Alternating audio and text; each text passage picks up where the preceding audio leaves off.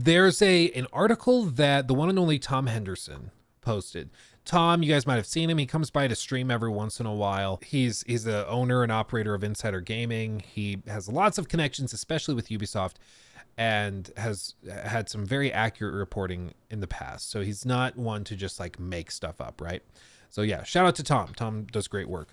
He posted this article where he broke down XDefiant's toxic work culture, crunch, and years of delays, and basically goes through the entire dev process and explains how dysfunctional the whole thing is. And it's crazy. I mean, the whole thing is crazy. They've missed dozens of internal milestones and deadlines the past couple of years, and although Ruben's latest comments on XDefiant missing its latest release date due to netcode are accurate, it's not a simple case of one and done issue that has plagued the game for years. As Insider Gamer has reported, XDefiant's shortcomings stem from several executives and directors on the project. They are internally referred to as the Boys Club by a large majority of the team.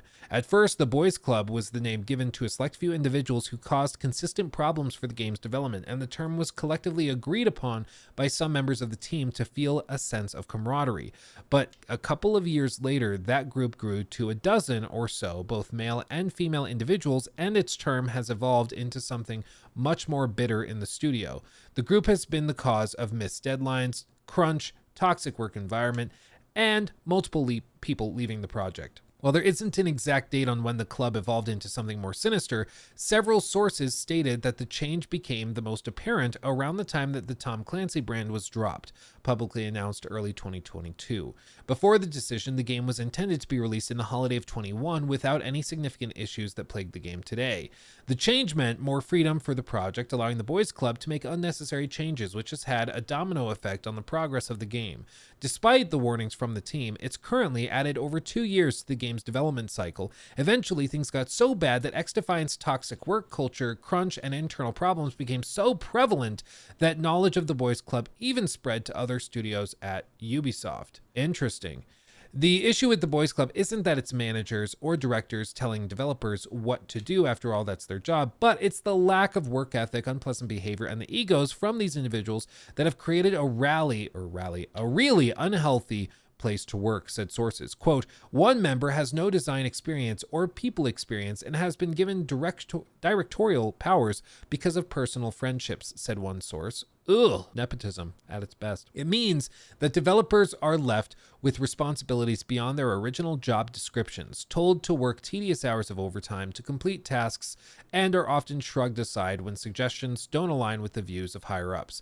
There have been many instances where people have cried, had mental breakdowns, or stopped caring about their well-being because of the toxic environment fostered by the club. The Boys Club is a closed group of protected individuals who think they are better than everyone else and do as they please without any repercussions, said one dev. One member has a history of treating people extremely badly, with more HR reports than I've ever seen. I frequently was told the following by management. What do you know? You have never shipped a game before. If you want to make it to where I'm at, then you need to do XYZ thing, said former developer who has since left Ubisoft altogether because of how they were treated. I have heard it's pretty bad over there, but it's bad everywhere at Ubisoft, to be honest, said another developer working at another studio. The netcode issues. As of late 2023, XDefiant's team has been facing a huge hurdle with the game's netcode. As Mark Rubin had already outlined, the game had significant issues and needed fixing. Ironically, though, this has been a known issue for years, said people working on the project, and could have been avoided if leadership had listened to the rest of the team. But as the suggestions didn't come from within their bubble, or should we say the club, the advice was ignored. There have been countless occasions where different teams would advise the Boys Club, for good reason, about making certain choices and decisions with months or years notice in order to avoid issues down the road, said one developer when asked about the game's netcode issues. Insider Gaming understands that the game's netcode is still a significant issue for the project and that the team has recently been struggling to reach the internal goal of 100 players per server partition, a goal desired to support the expected hundreds of thousands of players that will play the game on launch. It's one of the major reasons for this past weekend's closed playtests, which saw the testing of the netcode, social features, Battle Pass, and store. The store and Battle Pass weren't tested due to coins not being allocated to players. During the weekend tests, players who played the game and spoke to Insider Gaming said the netcode still wasn't great. Hit registrations were described as being terrible or off, with bullets not registering, going around corners, etc. However, from the 5 playtesters that we spoke to, the good news is that there weren't any major game crashes. Well, I guess there's that. You got to take what you can get, I suppose. It's understood that the netcode issue originated from the significant changes brought by the Boys Club after the Tom Clancy name was dropped. The simple case of just dropping the name based on fan feedback resulted in a frenzy to add new factions, maps, and other features that needed to be built from scratch. Internal feedback was ignored, and corners were cut by reusing assets, resulting in huge technical issues that could have been avoided.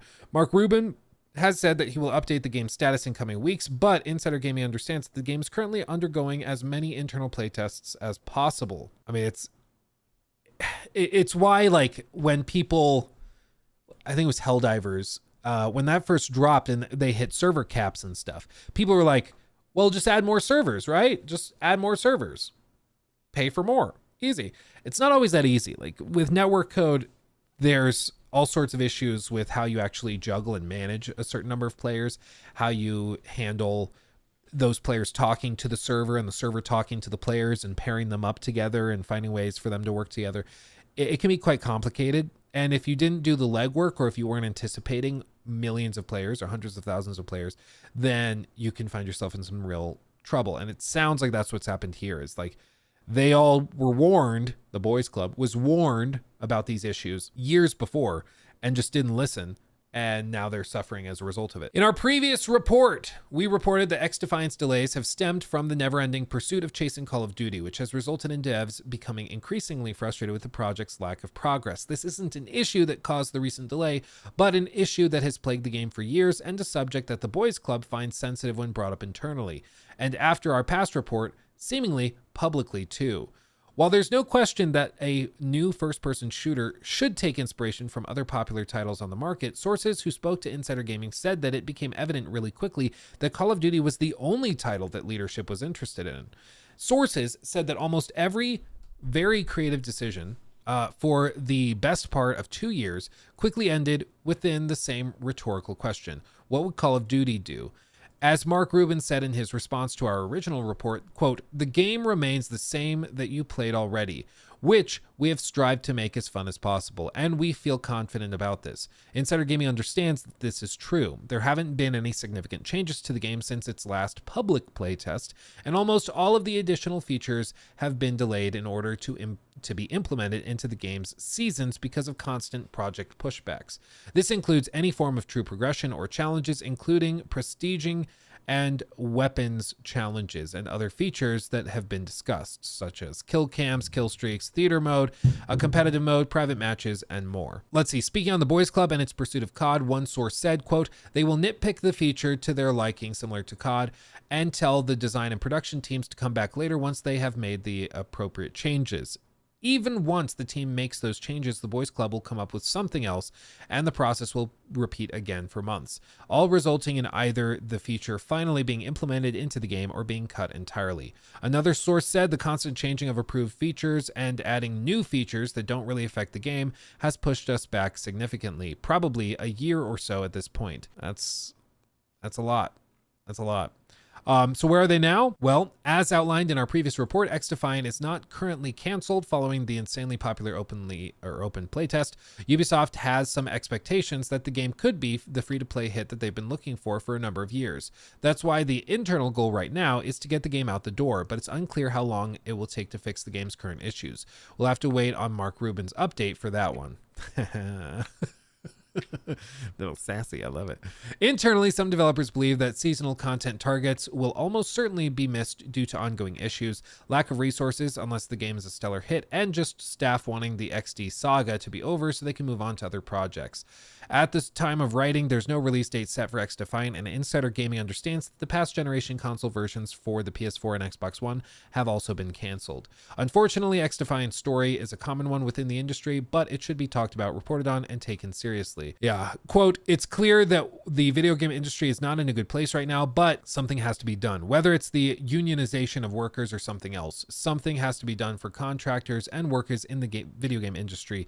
For the longest time, I was told, quote, that's just how the industry is, but I refuse to believe that meaningful change can't happen one day. Hopefully that day will come sooner rather than later, said one former developer of XDefiant. Yeah, and then a Ubisoft spokesperson says that they take claims seriously, committed to well-being and inclusivity of all of our team members. Our preventative approach includes promoting standards of respect and civility, awareness and training, and effective conflict resolution. We also have put in place strong reporting mechanisms, including an anonymous whistleblowing channel and robust processes to deal with inappropriate behaviors should they occur. Yeah, this is interesting. So who knows?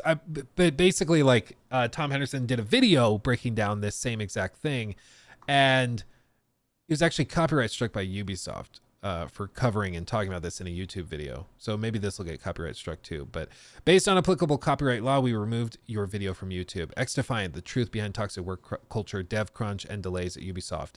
Content use LQA XDefiant, issued by Ubisoft. Kind of strange. That's weird. It can't be viewed anymore. I don't know. Ubisoft responded, said, thanks for flagging this. This seems to have been an oversight that's taking time to resolve due to the Easter holiday period, but we're looking into it. Thanks for being patient with us. They claim it's a mistake. I don't know. They claim it's a mistake. We'll see if they take it down. They should take the strike down, because that's not okay. Shouldn't do that. I mean, I don't think anybody's that shocked that there's development issues. It just seems like at Ubisoft, there's a consistent issue with this sort of boys club mentality where there are a group of people that find their way at the top. I don't know why they are having such particular issues with it. It's crazy. Right as your video launches, we're going to copyright strike it. And then, yeah, we'll get around to fixing it at the end of the holiday next week. If a video has issues in the first hour, the video can be dead on arrival. Just a single hour can make a difference. So like, yeah, a whole weekend, forget about it. Forget about it. It could be an honest mistake, but this looks like a manual flag, not an automated flag. And if it's a manual flag, somebody at Ubisoft filed the copyright claim to issue a copyright strike for an article that's not very positive. And that's a very bad look. So, I mean, whoever did it, if it is honestly a mistake, they should be held very much accountable. But yeah, we'll see.